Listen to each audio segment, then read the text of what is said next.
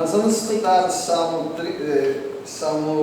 78, é um salmo enorme, então claro que não vai ser tudo de uma vez. Salmo 78,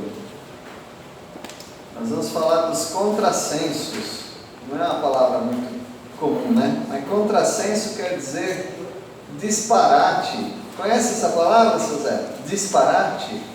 Isso é um disparate. Disparate é absurdo. Disparate é um absurdo. Então nós vamos ver os contrassensos do povo de Israel e a misericórdia de Deus. Ou seja, os absurdos da nação de Israel. Absurdo é algo que nós ficamos impressionados como chegou a esse ponto.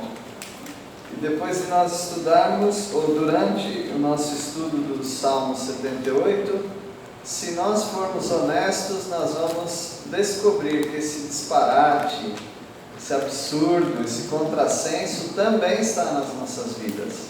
Porque nós somos iguaizinhos à nação de Israel. É só a gente ser humilde para reconhecer isso.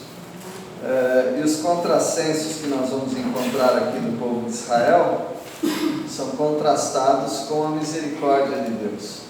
Mesmo nós agindo de modo absurdo, ou seja, Deus nos dá um presente e a gente desobedece a Deus. Isso é um absurdo, é um contrassenso. Mas mesmo assim, Deus nos perdoa. Deus é misericordioso. Esse não é um salmo de Davi. A gente tem que às vezes falar quando um salmo não é de Davi, né? Então esse não é um salmo de Davi, é um salmo de Asaf. Aqueles que já apreciam Asaf sabem que ele é um homem que ele escreve diferente de Davi. Ele escreve uns assuntos mais polêmicos às vezes. Mas Deus o dirigiu assim. E Asaf é um homem que ama o Senhor também. Ele conta a história de Israel. Não tem nada novo no Salmo 78. É tudo história que nós já conhecemos. O que é talvez inédito no Salmo 78 é que ele começa a contar da história do Egito. Isso não é muito comum. Mas aqui no Salmo 78 é bem comum porque ele conta desde a saída do Egito, ele fala do deserto até entrar em Canaã. E nessas três etapas, no Egito, no deserto e em Canaã, nessas três etapas, Israel foi absurdamente desobediente. Deus acaba de dar uma bênção e o povo desobedece a Deus. Muito parecido conosco, né? E esses contrassensos que nós vamos ver são esses aqui, olha. Mesmo sendo sustentado, Israel se rebelou contra Deus. Isso é um absurdo. Dizem assim: nunca maltrate a mão que te sustenta. É por isso que os cachorros gostam dos donos, né? Não é porque o dono é maravilhoso, porque ele dá comida, né? Então ele não vai maltratar aquele que está sustentando. Mesmo sendo sustentado, Israel se rebelou contra Deus. Esse é um contrassenso, um absurdo. Mesmo sendo perdoado, Israel se desviou de Deus. E mesmo sendo, agora já é o contrário, né? Mesmo sendo desobediente, Deus pastoreou o seu povo. Então, Deus faz o bem, Israel responde com o mal. Israel faz o mal e Deus responde com o bem. Vamos ver então, a partir do versículo 1, alguém pode ler? Escutai, povo meu, minha lei, prestai ouvidos às palavras da minha boca. Asaf, dirigido por Deus, está falando para o povo: presta atenção no que eu vou falar. Uma dica, meus irmãos: quase sempre ou sempre que os salmos começam a recordar do passado, é porque Deus vai repreender o povo. Lembre-se o que Deus fez. Agora vocês estão agindo assim. Então ele está dando uma repreensão. Versículo 2. Abrirei os meus lábios para proferir parábolas e publicarei enigmas dos tempos antigos. Não são tão enigmas quando você começa a pensar que essa história é bem conhecida nossa. E o povo de Israel estava conhecendo essa história. A próxima geração estava conhecendo essa história. E Asaf, dirigido por Deus, ele vai falar dos tempos antigos. Por que falar dos tempos antigos? Eu li um artigo que eu achei muito interessante e ele tem muita verdade.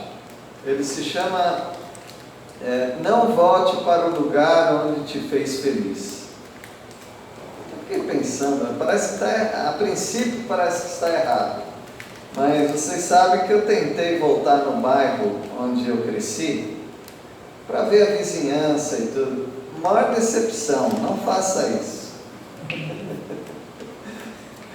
A rua não é mais de terra, bom, já fazia tempo que não era.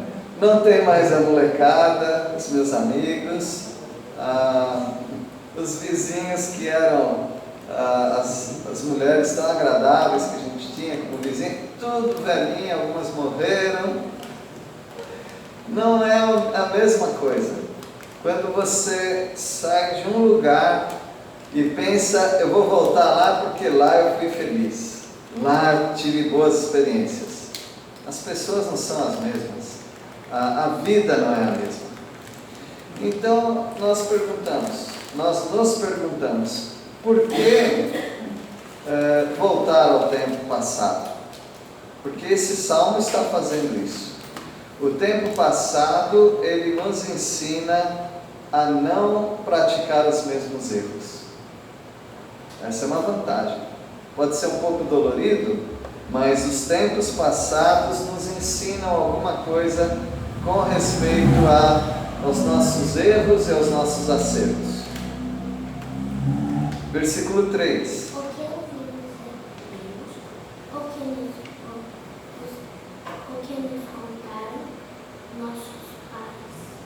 Então, o que nós ouvimos? O que nós aprendemos? Tudo que nós sabemos é o que os nossos pais falaram. Então, essa geração não viveu aquilo, mas os pais sempre repetiam, e Deus sempre queria isso, que o povo repetisse, que o povo colocasse alguns emblemas para que os filhos perguntassem. Por exemplo, era comum, por causa de Deuteronômio capítulo 6, um pai colocar uma fita aqui com algum versículo bíblico, né? O Shema, Deus é o único, também enrolado no braço, colocar nas portas, nos umbrais das portas. Até hoje os judeus têm aquilo, e eles têm várias portas, ou até em todas as portas das casas. Então eles vão andando na casa, eles colocam a mão ali e beijam, porque eu amo a palavra de Deus.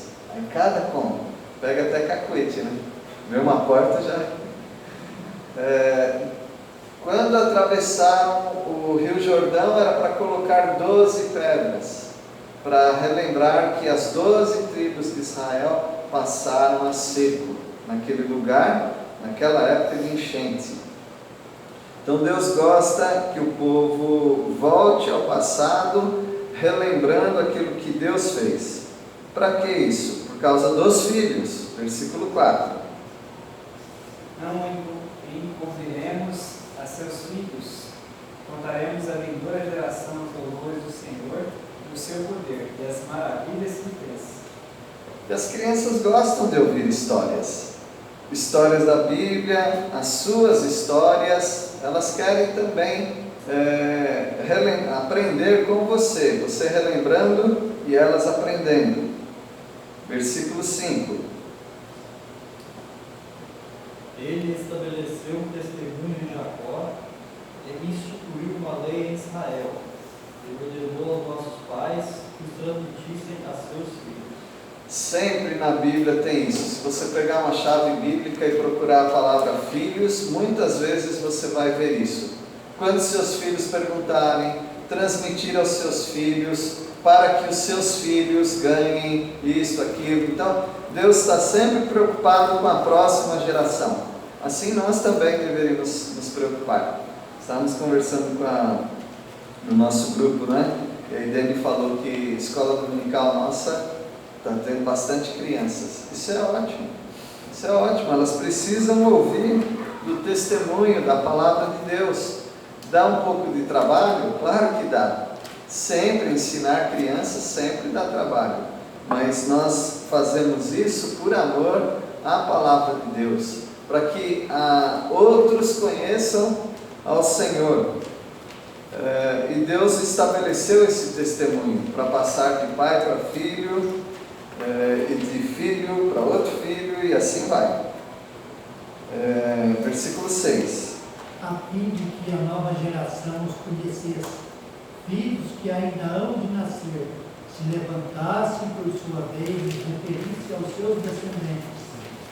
Sempre foi o desejo de Deus isso. Agora nós vemos com surpresa o que aconteceu no livro de Juízes. Lá no livro de Juízes vocês podem ver no primeiro e segundo capítulo que o povo, a nova geração, não conhecia os feitos do Senhor. E aquilo provocou um desastre na nação. E a nação ficava patinando. Acertava, pecava, vinha o libertador, aí pecavam de novo, pediam a misericórdia de Deus, Deus levantava o libertador, aí começava tudo de novo. Então eles ficavam patinando. Por isso, falar para os nossos filhos, alertá-los sobre o caminho que nós já passamos e que não é um caminho bom, isso vai ajudá-los. É para ajudá-los, né? Versículo 7. Para que pusessem em Deus a sua confiança e não se esquecessem dos feitos de Deus, mas lhe observassem os mandamentos. Para não esquecerem. Agora, como que as crianças vão lembrar de algo que elas não viveram? Esse é o segredo. Os pais, quando contam da Bíblia, da palavra de Deus, eles fazem com que aquelas experiências passem a ser experimentadas pelos filhos. Eles dramatizam aquilo para entrar no coração dos filhos. Então é como se eles tivessem passado por aquilo. Por exemplo, quando falamos de Davi, nós falamos dos grandes feitos de Davi, como ele foi abençoado, mas nós lembramos também dos dois grandes pecados de Davi, de adultério junto com assassinato, e também quando ele levantou aquele censo que não era para fazer. Não foi a minha experiência, mas a experiência de Davi faz com que ela penetre no meu coração, e é como se eu tivesse passado por aquilo. Eu ganho advertência com o pecado de Davi. Então Deus queria que fizesse isso mesmo, dramatizar de tal maneira como se essa geração estivesse lá no passado, passando por aquilo. Eu aprendo com Caim, com Abel, sempre negativamente, positivamente. Por isso nós temos que relembrar, sempre relembrar. Nós não temos motivos para ficar inovando demais os nossos ensinos, porque o que nós temos já é suficiente. Pense em qualquer assunto e você vai encontrar na Bíblia algum paralelo, alguma comparação que você pode fazer para a sua vida. Versículo 8.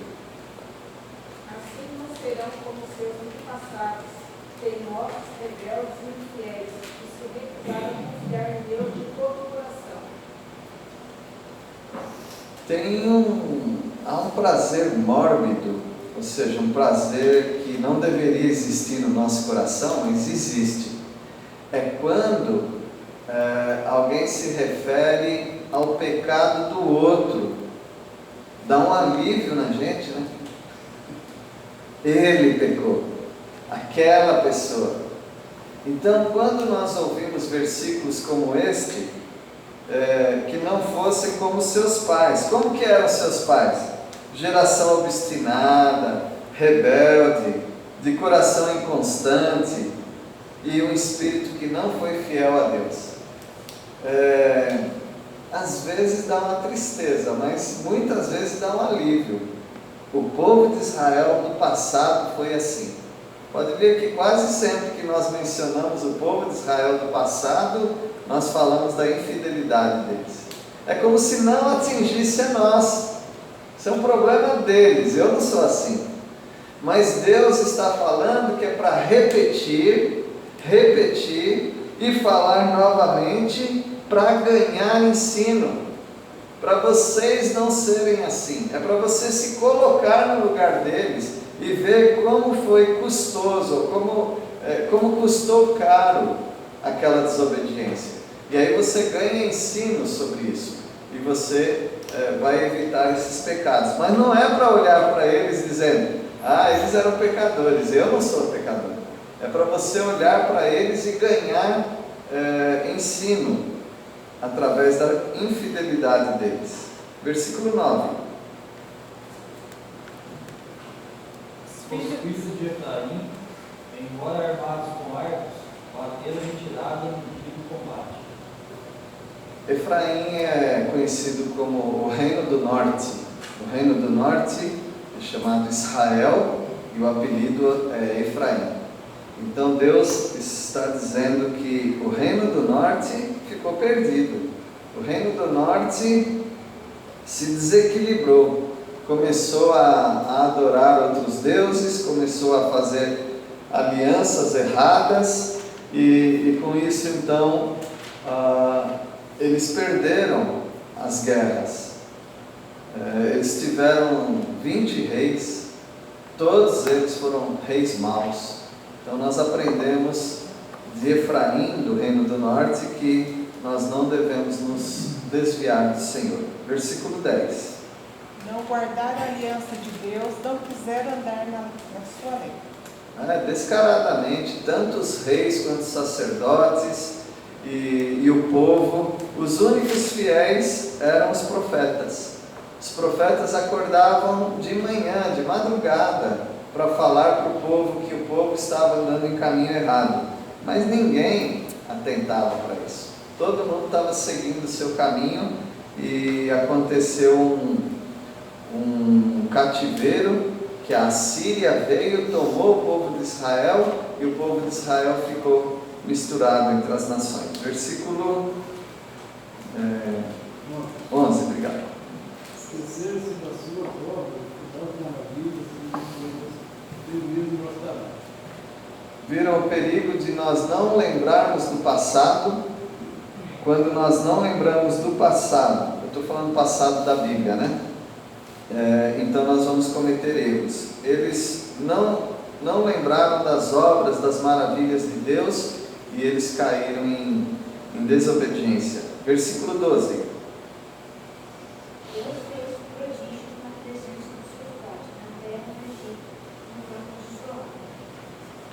Deus fez prodígios. Prodígios são sinais, milagres, maravilhas. E o que ele fez lá em Zoan? Zoan é a região do Egito. O que ele fez ali? Ele lançou 10 pragas sobre o povo e algumas pragas o povo de Israel experimentava, mas depois não, só o Egito. Na terra de Gósen, onde estava o povo de Israel, eles não sofriam nada. Deus protegeu o povo. Então era para lembrar disso, das 10 pragas. Versículo 13. Dividiu o mar e fê-los seguir, aprumou as águas como num dique. Deus fez uma barreira, né? 2 barreiras assim no mar, e eles passaram em seco. Então era para eles lembrarem disso. Talvez alguém diria: mas de novo essa lição, nós já sabemos, o povo atravessou o mar. Vocês não estão aprendendo nada com isso. Vocês precisam aprender que desde a saída do Egito, durante toda a caminhada no deserto, até a entrada em Canaã, tem muitos ensinos ali que vocês estão esquecendo. Por isso, Asaf está relembrando. Versículo 13, 14. Guiou-os de dia com uma nuvem, e durante a noite com um clarão de fogo. Eles não ficaram sem direção de Deus. Até quando o exército de Faraó mudou de ideia e começou a perseguir o povo, eles estavam diante do mar, mas eles chegaram até o mar porque aquela nuvem estava seguindo. À noite a coluna de fogo, de dia a nuvem, e o povo estava sempre direcionado por Deus. O povo montou e desmontou o acampamento 41 vezes, desde que atravessou o Mar Vermelho até chegar na beira do Jordão, 41 vezes. E como que eles sabiam? Agora está na hora de ir, cansamos daqui. Não, eles não sabiam. É a nuvem que saía do lugar, aí virava um alvoroço, né? A nuvem está saindo do lugar. Aí os levitas já iam recolhendo todas as coisas, porque só eles podiam recolher as coisas do tabernáculo, e o povo desmontava o acampamento e ia para outro lugar. A nuvem de dia, a coluna de fogo à noite. Versículo 15. No deserto partiu as rochas para lhes dar água, como a que jorra de um manancial. Lembra daquele hino, conta a minha velha história, né? Então essa é a velha história. Eles têm que relembrar dessa velha história. Como que o povo não morreu de sede no deserto? É porque Deus abriu a rocha e de lá saiu um rio e o povo teve água em abundância. Lembrar disso. Ah, mas eu já sei dessa história. Relembra, porque quando você está duvidando do suprimento de Deus, é para você lembrar que no passado Ele deu água para o povo e Ele vai dar hoje o que o povo precisar. Versículo 16. A terra fez brotar torrentes, fez mandar água do rio. Os desenhos nunca retratam isso, né? Eu acho que eu nunca vi um desenho que retrata mesmo, porque parece que eles colocaram uma torneirinha de filtro, né? na rocha. Como é que vai dar água para os animais e para 2,5 milhões de pessoas, né? Tinha que ser um rio. E a Bíblia não diz isso, mas eu acredito que eles fizeram um açude.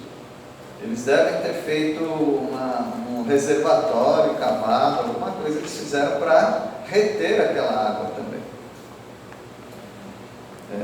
Versículo 17.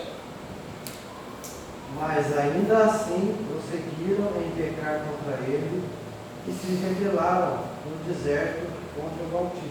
Isso, aqui começam os contrassensos, os disparates, os absurdos. Ainda assim, mesmo assim, Deus fez todas essas coisas boas e o que Ele ganhou em troca? Rebeldia. Interessante como nós temos uma mágoa de pessoas que não nos agradecem. Até ouvi alguém falar que você só se dá mal fazendo bem para as pessoas. Acho que estava tão já calejado, né, magoado, que você só é prejudicado ajudando os outros. Realmente, muitas vezes acontece isso. Mas saiba que você não é o primeiro.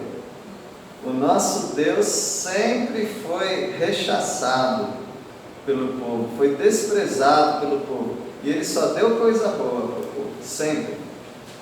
Ainda assim prosseguiram em pecar contra Ele, se rebelaram no deserto contra o Altíssimo. 18. Tentaram a Deus no seu coração, pedindo alimento que lhes fosse do gosto. Tentaram a Deus, mas eles tentaram a Deus em palavras, no coração deles. Então, antes deles reclamarem da falta de alimento, já estava no coração deles. E alguém pode tentar justificar o povo. Mas eles estavam com fome e eles pediram comida. Qual o problema disso? O problema é que Deus sabia que no coração deles, eles já estavam contra Deus. Quando você tem alguma dificuldade, em vez de você reclamar, você tem que orar primeiro.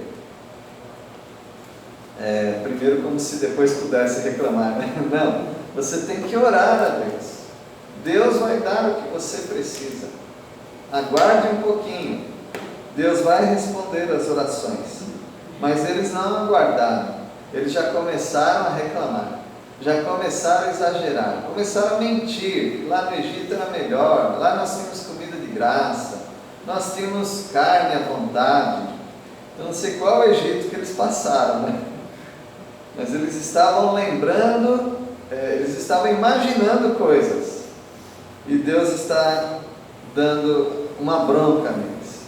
Eles tentaram a Deus, pediram alimento que lhes fosse do gosto. Parece que não há problema nisso, né? A princípio não tem. Eu pedir uma comida que eu gosto.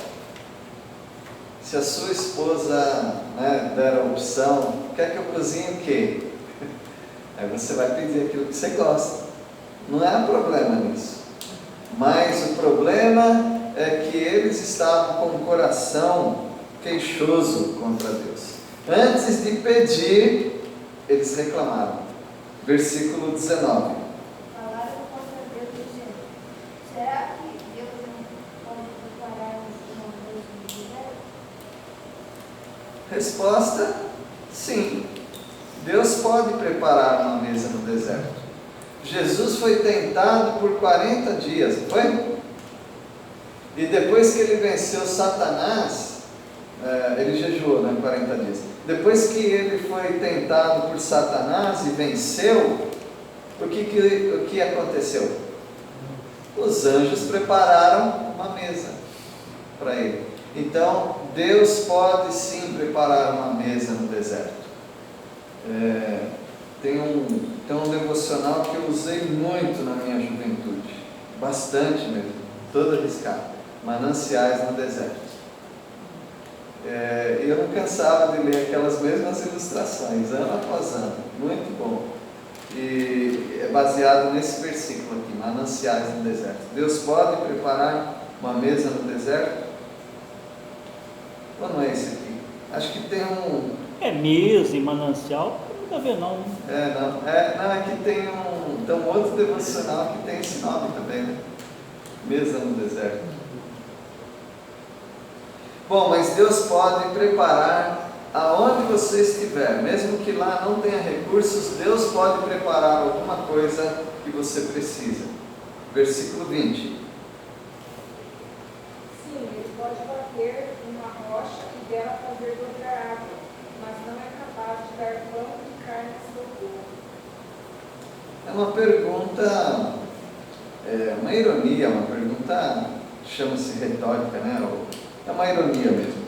Ou seja, Deus pode mandar bater uma rocha e sair um rio de água e não pode fazer descer pão? É lógico que ele pode. Para Deus não tem nada impossível. Ele pode dar água, ele pode dar pão, ele pode dar carne. Ele fez isso com Elias. Elias estava no vale de Querite, né? Querite. Ele estava lá naquele vale e Deus usou um recurso para dar pão e carne para ele. Qual foi o recurso? Os corvos. Os corvos vieram e deram alimento para ele. Então Deus pode sim tirar recursos da onde você não está vendo recurso. O que você não pode fazer é reclamar antes de ver a obra do Senhor. Olha o Senhor. Não teste ao Senhor no sentido de Ele não pode. Não. Mas prove ao Senhor. Ele pode. E eu quero ver como que Ele vai fazer isso. Isaías, eu estava no pode ler, por favor? Abrirei rios nos altos desnudos e fontes no meio dos vales. Tornarei o deserto em açudes de águas e a terra seca em mananciais. Isso, mananciais no deserto. É tirado daí, não daqui. Eu acho que por enquanto está bom. Esses 20 versículos nós vimos o contrassenso, os absurdos, os disparates de Israel. Deus fazendo todas as coisas boas e o povo se rebelando. Então, antes de você ficar muito animadinho, achando que o povo do passado era um povo incrédulo, lembre-se que essa história é para você lembrar o que o povo passou e saber que a sua história é muito parecida com essa. Deus tem dado chuvas de bênção para nós e muitas vezes, mas muitas vezes, nós estamos reclamando do nosso Deus. Deus os abençoe e confronte com a palavra dele. Vamos orar. Senhor, obrigado pelo ensino que o Senhor nos dá através da reclamação do povo e agradecemos porque o Senhor, mesmo assim, insistentemente, deu as bênçãos para todo esse povo. Agradecemos por isso, pedimos que ganhemos aprendizado e que não passemos por essas rebeldias também. Nós agradecemos pela Tua palavra, por essa reunião de oração e abençoe a cada um, dê as respostas conforme a Tua vontade, Senhor, em nome de Jesus. Amém.